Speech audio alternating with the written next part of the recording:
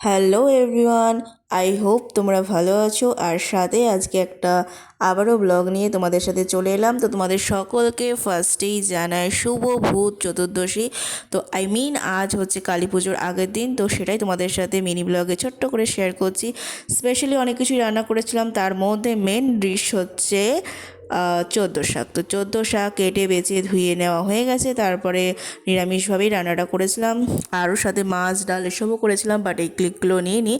তো আজকে যেহেতু চোদ্দো শাকের দিন, তো সেটাই তোমাদের সাথে একটু করে শেয়ার করলাম। আর স্নান টান করে এখন আমি চলে এসেছি ঠাকুর ঘরে। তো এখন পুজো দেব।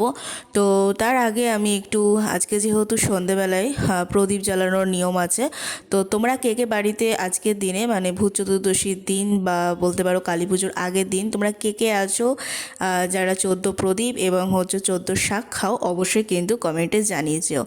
আর সাথে আমি এখন প্রদীপগুলোকে, মাটির প্রদীপগুলোকে এখন জলে ভিজিয়ে রাখছি। তো দেখো, আর তারপরে এটাকে ভালো করে ন্যাকড়া দিয়ে মুছে নেব, তাহলেই জলটা শুকিয়ে যাবে। আর এরপরে সলতে দিয়ে সর্ষে তেল দিয়ে একবারে রেডি করে রাখবো, সুন্দর করে সাজিয়ে একটা মাটির থালার মধ্যে ফুল চুল দিয়ে সাজিয়ে রাখবো। তো তার কারণ হচ্ছে সন্ধ্যাবেলায় কাজটা একটু আগিয়ে রাখছি। আর এই দেখো আমি এখন রেডি করে নিচ্ছি। আগে যদিও বা ঠাকুমাদের সময় মাটির প্রদীপ বানানোর একটা চল ছিল, তো এখন আর বানানো সেভাবে হয় না। এখন জাস্ট রেডিমেড কিনে আনাই হয়। আশা করি তোমরাও তাই করো। আবার অনেকের বাড়িতে অন্যরা বানিয়েও নেয়।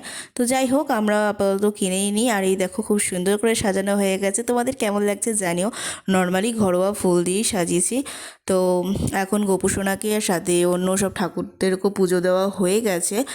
আর তোমাদের ভিডিওটা কন্টিনিউ করে কেমন লাগলো কমেন্টে জানাতে কিন্তু ভুলো না। তো এখনের মতন এইটুকুই, বাই।